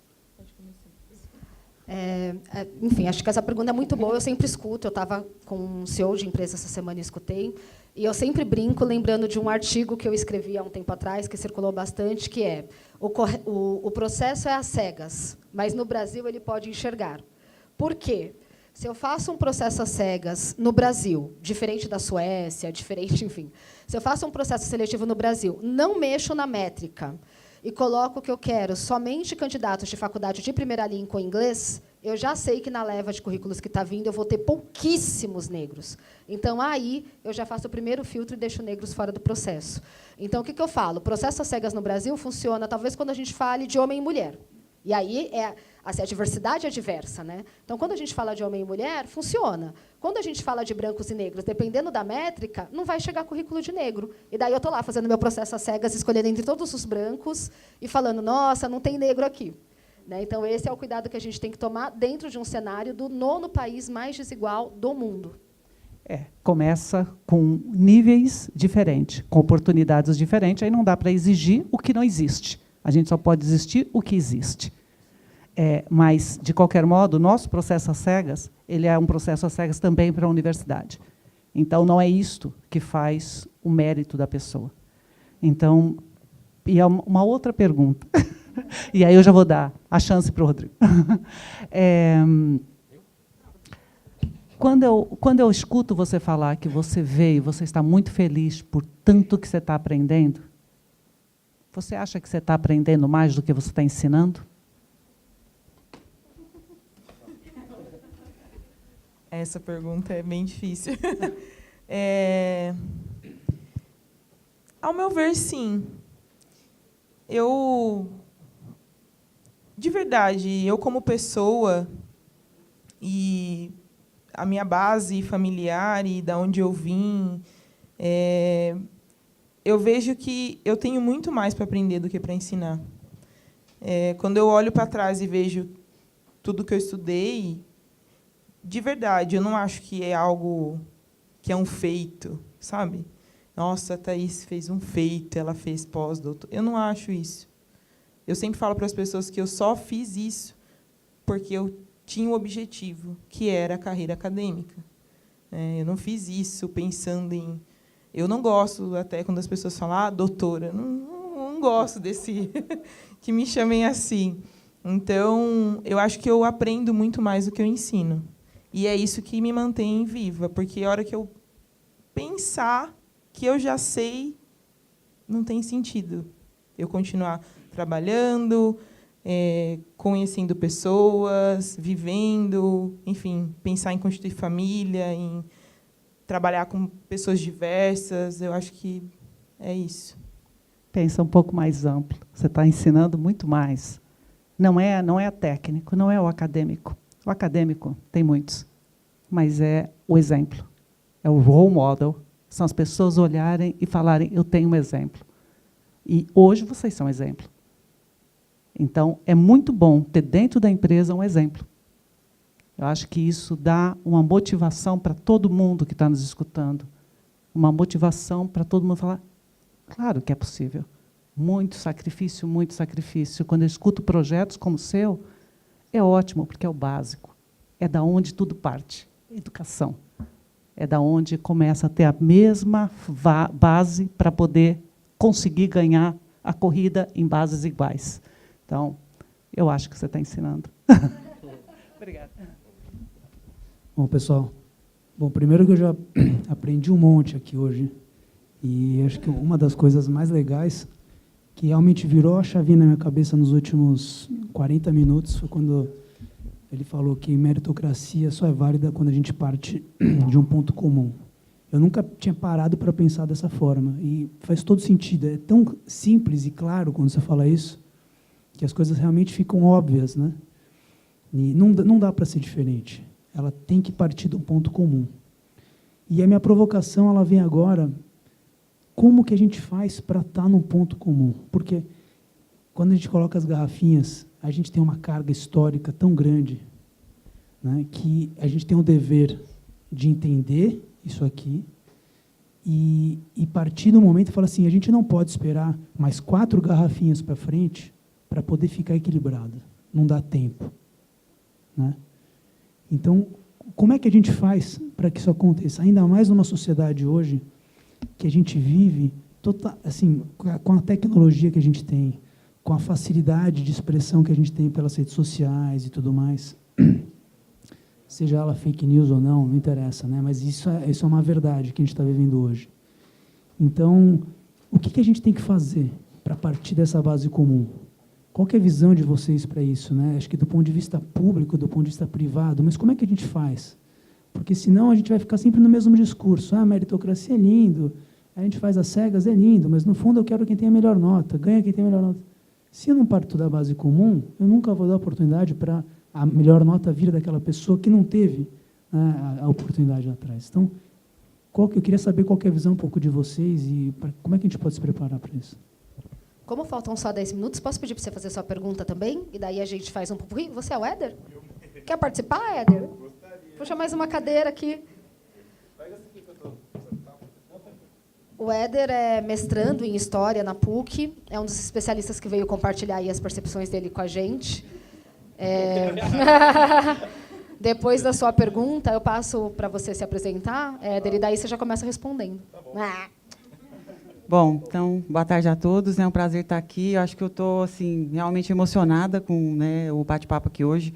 E por isso eu estou sentada aqui, né, por ser a líder da área de Talent Acquisition e estar trabalhando com alguns pontos, alguns temas, né, importantes como CVA cegas, os programas de estágio e trainee, que a gente, né, mudou um pouco a cara, a imagem, né, colocou um pouco mais de diversidade. E, mesmo assim, a gente teve pouquíssimos negros, né, que se inscreveram e que passaram aí da etapa, né, foram 5% só. A gente divulgou, e aí está uma pergunta, né, onde está o gap, onde está a oportunidade que a gente tem, né? Um pouco do que o Rodrigo falou, a questão do processo, né? E a gente também entende que, para você incluir, ser mais inclusivo, você colocando as pessoas, né, os negros, até as mulheres e tudo mais, no mesmo processo, você acaba excluindo, né? Então, acho que a gente tem que olhar bastante para esse nosso processo, onde a gente tem as oportunidades, para que a gente possa realmente incluir, mas ser mais inclusivos, né, nesse sentido. Então, a minha pergunta também aí para a Thaís, né, querendo aí saber aí, o que te atraiu na Cargill, né? O que fez você, né, se interessar realmente em vir para a empresa? Daí vamos só começar pelo Éder, porque como ele chegou depois, para ser igualitário... Éder, então você se apresenta, responde, por favor, aí a gente passa para a Thaís, para o Jorge, que está quietinho faz um tempo. E vai chegando Então, primeiro, boa tarde a todos. Então, meu nome é Éder, eu sou mestrando em História pela PUC, me formei em História pela USP e sou professor de História atualmente. Incluindo, por motivo do meu atraso, perdoe-me, por conta de alguns alunos que tive que resolver algumas questões, me desculpem. E no caso, a pergunta que você fez sobre a questão do gap, mesmo colocando... a dele também, né? De como fazer. Sim, então vamos começar pela sua, né? Como fazer. As duas se completam, na verdade, né? Então, esse gap ele existe porque muitas vezes nós focamos, talvez, no ponto errado. Nós focamos na chegada, no resultado, num processo seletivo numa grande empresa, num vestibular, numa seleção para bolsas em universidades estrangeiras. Mas como nós podemos focar ali numa chegada se essas pessoas já partem de bases completamente desiguais? Que nem recentemente, essa é uma reportagem muito interessante do El País, falando sobre o gap existente na adolescência. Mostrou adolescentes de 15 anos de idade, uma que estuda no Colégio São Luís, mora em Perdizes, e outra que mora em Paraisópolis. Com 15 anos de idade, mostra como que é essa realidade. Então, primeira coisa, a moça que estuda no Colégio Bandeirantes, perdão, São Luís, essa moça, ela possui, perto da casa dela, a 1 quilômetro, ela tem acesso ao cinema, a um pouco mais de 1 quilômetro, tem acesso a teatro. A família dela viaja sempre para o exterior, nas férias. Então, o meio cultural e social que ela vive está acostumado a esse tipo de lazer, esse tipo de interação, que um autor chamado Pierre Bourdieu chama de capital cultural, né? Então, para ela, isso já é comum. E ela mal ouve falar de violência perto da região dela, que quase não existe. Tem policiamento constante, é um lugar seguro. E agora, contrapondo a moça que mora em Paraisópolis, ela tem problemas, por exemplo, com o professor de física. Na escola dela, mal tem professor de física. O cinema mais perto da casa dela é 7 quilômetros. Ela raramente vai ao cinema, essa moça. Teatro, então, nem pensar. Né? E passeio, então, para Disney, para Paris, fazer selfie em frente à Torre Eiffel, muito menos. Então, nós já vemos, a partir daí, a situação diferente ao nascer. Ao nascer, onde já nasce, a localidade onde pertence, ao bairro onde pertence. E, então, temos que dizer também que Paraisópolis é uma comunidade que é uma presença forte do PCC. Então, a criminalidade está perto, o Estado está longe. Então, olha a partida dessas pessoas. Então, como nós podemos exigir, por exemplo, que na chegada, num processo seletivo, mesmo nós oferecendo programas de inclusão, que haja pessoas que possam ocupar esses cargos em larga escala, se a gente não olha para essa base. Então, ao meu ver, o primeiro programa, o mais efetivo de todos, é fornecer segurança pública e fornecer uma educação de qualidade e alimentação para essas pessoas. Esse que é a base. Sem a gente começar daí, nós estaremos discutindo apenas quimeras. E não haverá resolução real do problema. Apenas uma pequena elite de negros conseguirá chegar num certo objetivo, ou alguns que, com muita luta, muito esforço, acima do normal, conseguem chegar lá, mas que não é a regra de pessoas que têm privilégios de nascerem em famílias ou em bairros onde há uma estrutura melhor. Desculpa me alongar na minha resposta. Eu só queria responder a pergunta do Rodrigo, quer dizer, colocar a Sim, visão claro. como rede, tá? Como rede de Afrocardil. Tá bom. Eu acho que todas essas hipóteses que você colocou é função do Estado, é função de nós elegermos pessoas que façam isso. Agora, a nossa função como pessoa é propagar a informação. Eu acho que a informação é a base de tudo. Antes da reunião, a gente estava conversando que na escola a gente só aprende sobre abolição. Ninguém passa esses dados para a gente. Eu mesma, quando entrei na Cardil, eu não ia atrás de informação. Eu achava que a gente tinha que respeitar o negro, o gay, ponto. E aí, a partir do ponto que eu fui atrás de informação, eu comecei a propagar minhas informações. Então, como pessoa, eu acho que é isso que a gente pode fazer, porque hoje a gente tem tanta rede social, a gente tem tanto instrumento, e eu acho que isso pode influenciar também até a rede pública para fazer mais também. Vou só pedir para alguém levar o microfone ali atrás, para treinar. E daí, depois, aí vou pedir para vocês dois responderem brevemente, porque me falaram que tem uma atividade logo depois, né? Então, você, e daí a gente... Eu só queria fazer um comentário rápido, que eu tenho um pouco de receio da gente, aqui dentro da Cardil, a gente se desresponsabilizar um pouco dessa questão. E a gente precisa trazer essa discussão para a nossa realidade aqui. Nós, enquanto funcionários da Cardil, o que a gente pode fazer? Não basta a gente não ser racista. Não basta a gente fazer currículo às cegas. infelizmente, isso não é mais suficiente. No momento onde a gente se encontra, isso não é mais suficiente. É claro que falta educação, falta oportunidade, falta saúde, falta um monte de coisa, mas isso não é problema nosso, como, né, aqui, falando dentro da empresa. Então, eu acho que a gente precisa dar um passo além, e talvez eu esteja sendo aqui um pouco agressiva na minha solução, mas eu acho que está na hora da gente ter, como a gente teve aqui, seleções para negros, como a gente teve para os trans. Né? Isso é ser antirracista. E isso é, de fato, a branquitude bater de frente com o racismo. Né? E, assim, eu sou baiana, eu vim de uma sociedade que 90% era negra, eu não tenho nenhum amigo negro. Eu fiz faculdade de pedagogia na UFBA, onde 90% eram mulheres negras e pobres. E hoje eu olho para a minha vida e olho para a vida delas. E aí eu pergunto, né, eu estou numa situação muito mais confortável do que elas. E a situação que o meu filho está é muito melhor do que a situação que os filhos delas estão. Então, a gente precisa começar a olhar isso e a gente precisa começar a se desconstruir e ver que não ser racista não é mais suficiente. A gente precisa ser um pouco além disso e a gente precisa, de fato, abrir as portas da empresa para os negros, independente deles terem menos formação. Ou, assim, a gente tem que fazer uma coisa além. E eu sei que isso é difícil, é muito disruptivo, mas eu acho que está na hora da gente ter esse tipo de discussão aqui.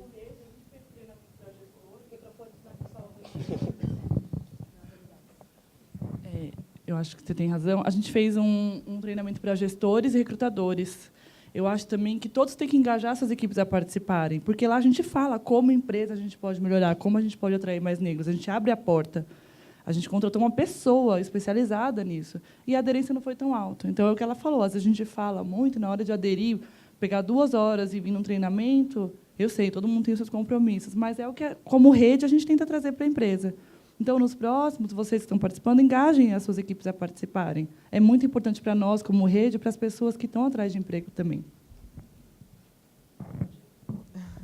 Bom, são muitas questões, mas sobre a sua questão e sobre a fala do professor de História, muito bom ter você aqui, nós não vamos conseguir melhorar educação, alimentação, né, segurança. Nós não vamos conseguir melhorar como empresa, nem tampouco como pessoas, né, como indivíduo, como cidadão. O que a gente consegue fazer é informação, porque muitas vezes o preconceito e o racismo existe por falta de informação, porque a informação que a gente tem é histórica, né, então a gente tem que dar uma informação correta para as pessoas. E o que nós podemos fazer como Cargill é isso que já foi colocado. Né? A gente tem que olhar para cotas. Isso se chama cotas. Né?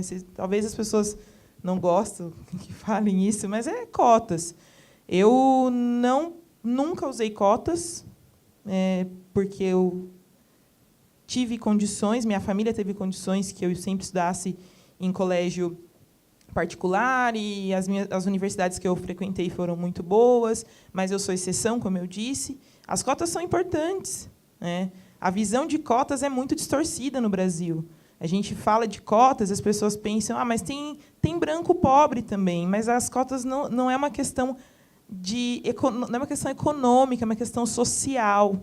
Existem negros que se sentem menos, que não têm nem coragem de vir participar de um processo seletivo da Cargill por um sentimento de minoria, de se sentir menor. Então, as cotas são importantes. Essa é uma resposta. Sobre a questão que me fez trabalhar na Cargill, primeiro que Cargill era algo muito distante para mim. Né? Quando eu estava na universidade, eu ouvia falar de Cargill, eu pensava que, meu Deus, Cargill está muito longe.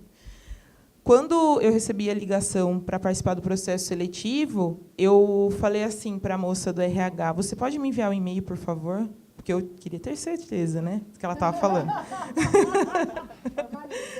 Eu falei, formaliza, porque eu preciso ter certeza. E eu também pensei em não participar do processo seletivo. Eu pensei, acho que eu não estou preparada. para esse cargo, para essa função.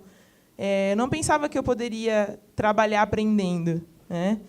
E aí o meu namorado me disse, você vai participar sim. E eu falei, tá bom. E eu participei do processo e tal. E aí o que me fez pensar, não, eu vou, mesmo participando do processo, e daí chega a pergunta final, né? Você quer trabalhar conosco? O que mais me despertou na Cargill foi a oportunidade de eu ser explorada no sentido intelectual. Porque na empresa que eu trabalhava anteriormente, eu tinha só que vender. E aí eu me questionava, falei, mas se for só para eu vender, eu vou vender qualquer coisa, água, guardanapo, Coca-Cola, enfim. Eu quero usar o que eu aprendi. Então, foi isso que me despertou na Cargill, de eu poder ser útil, de eu poder aprender com as pessoas e, sobretudo, ao gestor que eu tenho, né? É um cara que me estimula, que me desafia e que, em nenhum momento, colocou à prova de eu ser negra ou ser mulher. Como eu disse, todos os clientes que eu visito, e sou muito bem recebida, não existe uma preparação para me receber. Olha, está indo a coordenadora de produtos e ela é negra e ela é mulher. Nunca isso aconteceu e não vai acontecer por um comportamento que existe dentro da empresa, dentro da equipe que eu trabalho, né, do meu gestor e as pessoas que eu me relaciono. E é isso. Dá tempo ainda da fala do Jorge da pergunta? Estou vendo vocês aí. Jorge, queria muito te ouvir mais uma vez. Está quietinho faz muito tempo. Tem muita coisa aqui. E está aí sua nota. Curioso, né? Provocativo sempre, né? Vamos lá. Eu sou cotista racial, acho que não falei no começo, né? Então, eu entrei na universidade por cotas raciais. Então, eu sempre pontuo isso. Eu entrei por cotas, né? A gente não sai da universidade por cotas, né? Sou cotista, sai da universidade, né? Mas, enfim. Mas outro dado que muita gente não sabe, depois de digitar no Google Lei do Boi, que foi até 1985, né? Porque era 50% das vagas de universidades aqui no Brasil era para filho de fazendeiro. Né? Isso começou lá em 1950, né? Questão da imigração. Né? É importante a gente saber, porque políticas afirmativas já existiam, né? E já existem. E a única política que todo mundo questiona é a política de cotas sociais para pessoas negras. Mas existiu já para pessoas brancas. Só digitar lá no Google, está lá, decreto de lei, bonitinho, todo mundo ciente. Muitas vezes eu acho que a questão do currículos às cegas, eu que venho da área de tecnologia, internet é importante. Eu que venho da área de tecnologia, eu tenho várias problemáticas que a gente pode discutir essa questão de currículos às cegas. Porque se você está pensando lá em inteligência artificial, que eu gostaria de discutir outro dia, né? A gente vem discutir inteligência artificial, programação, quem programa são pessoas. Né? E as pessoas programam da maneira que elas querem. Então, a gente precisa... Hoje a gente fala muito de indústria 4.0, né? A gente precisa estar muito ciente que quem está por trás disso somos nós, né? Não é que vai acabar o emprego de todo mundo, né? Nossa, todo mundo não vai trabalhar mais. Não é isso. Né? A gente vai precisar de um outro tipo de profissional muito importante aí daqui para frente, né? Eu concordo e discordo do meu amigo historiador aqui. Eu gosto disso aqui, ó. Porque assim, tem o Tyson, e o Tyson, não sei se você conhece, neurocientista, astrofísico americano, e eu concordo muito com ele, né? Ele fala assim, eu não estou preocupado com as crianças, porque as crianças não votam, as crianças elas não colocam o dinheiro, elas não falam para onde que o dinheiro vai, não são as crianças que dirigem as empresas, não são as crianças que são professores, não são as crianças que gerenciam grandes empresas. Eu estou preocupado com os adultos. Né? Então, os adultos que precisam tomar a frente. A gente não pode esperar 40, 50 anos para a gente formar mais gestores, mais professores, mais pessoas das políticas públicas. Quem tem que resolver é quem está aqui. Somos nós, que está aqui, cara a cara, tete a tete. E aí a gente tem que sair da nossa zona de conforto. Porque discutir... Tô acabando. Eu juro. 5 segundos. Gente, discutir questões estruturais já tô aqui, é muito difícil. Tá bom. Né? Então, eu vou terminar, porque depois a gente bate outro papo, convida para o bar aí, ou outras discussões, a gente sempre Toda terceira quinta-feira do mês. Pode ir lá ver a gente tocar. Obrigado pelo convite. Então, vamos encerrando. Gente, é isso. Dá tempo de fazer a pesquisa ainda? Dá? Pessoal, todo mundo com o celular na mão. A gente vai colocar uma pergunta aqui na tela. Peço para vocês responderem rapidamente. Não, da outra vez deu. Todo mundo entrando no site, é o mesmo, né? Quem fechou aí a janelinha, dá tempo de abrir novamente.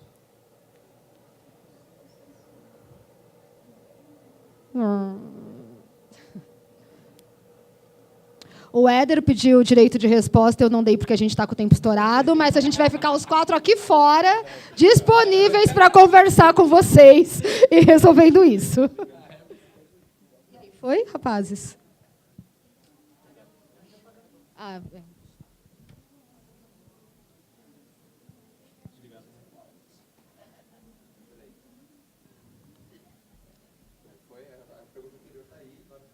Agora a próxima, gente.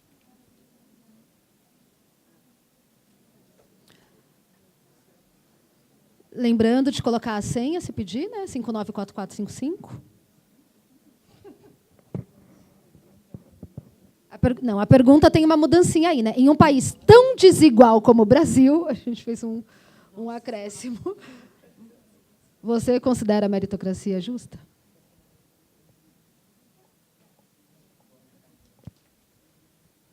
Pessoal, e quando sair o resultado, eu vou finalizar aqui, porque a gente já passou do não, horário. pera, eu quero ler uma coisa ainda. Tá Nem bom. falei, deixei todo mundo falar, não falei, ainda estou mediando. Só passei do tempo porque você deixou, que eu sou super coronel com o tempo.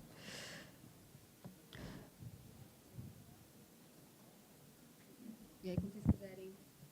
Então, pode ir. Gente, acho que 2 coisas, né? A primeira é, olha que interessante, né? Como muda aí as respostas depois que a gente tem um pouquinho mais de informação. E eu queria deixar vocês com uma fala do Obama, que eu sempre trago quando eu converso de meritocracia, nas aulas, em todos os lugares, porque é uma fala que me toca bastante e que eu acho que a gente deve levar para conversar. Permanecemos fiéis ao nosso credo quando uma menininha nascida na pobreza, mais desesperançosa, sabe que tem a mesma chance de ter sucesso que qualquer outra pessoa. Então, é algo para a gente pensar, né? Ela tem mesmo essa chance ou esse é um mecanismo que a gente usa para estar moralmente tranquilo, né, e tranquilo com o que a gente conseguiu alcançar até hoje, né? Foi mérito.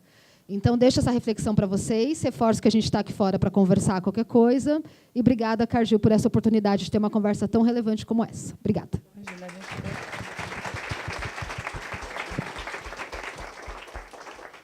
acho que dava para ficar até às 6 aqui conversando, mas, infelizmente, nosso tempo terminou. Quem quiser participar da Afrocargill, a gente já disponibiliza nosso e-mail. Venha conversar com a gente tem bastante informação, a gente tem treinamentos. Tragam suas dúvidas, suas ideias, é super bem-vindo. A gente se vê dia 2, vai ser um momento bastante importante para a Afrocargill também, então participem. Obrigada, foi maravilhoso. Obrigadão, até a próxima.